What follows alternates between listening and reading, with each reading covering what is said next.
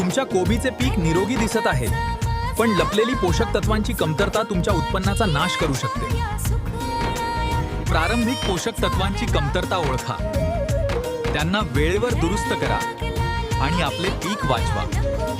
मोलाइब्डेनमच्या कमतरतेमुळे व्हिप्टेल रोग होतो. पाने अरुंद, पिळलेली आणि विकृत होतात. वाढीचे बिंदू गंभीरपणे खराब होतात. बोरॉनच्या कमतरतेमुळे फुलकोबी तपकिरी होते. गड्ड्यावर गंजलेले ठिपके येतात आणि पाने कडक होऊन लाल होतात.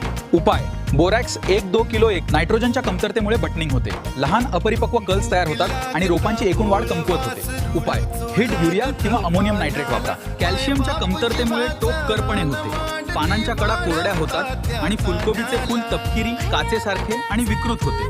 जुन्या पानावर प्रथम फॉस्फरसची कमतरता दिसून येते. पाने निळसर, हिरवी आणि जांभळ्या रंगाची होतात. उपाय: SSP किंवा DAP वापरा. तीट फॉस्फरिक ऍसिड 0.5% फवारणी करा. पोटॅशियमची कमतरता झाल्यास पानांच्या कडा पिवळ्या पडतात.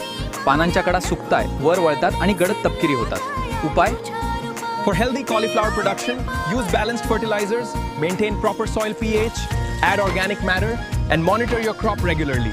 संतुलित पोषण म्हणजे जास्त उत्पन्न, चांगली गुणवत्ता आणि शेतकऱ्यांसाठी जास्त नफा. अधिक कृषी ज्ञानासाठी ॲग्रिकॉस विशालला फॉलो करा.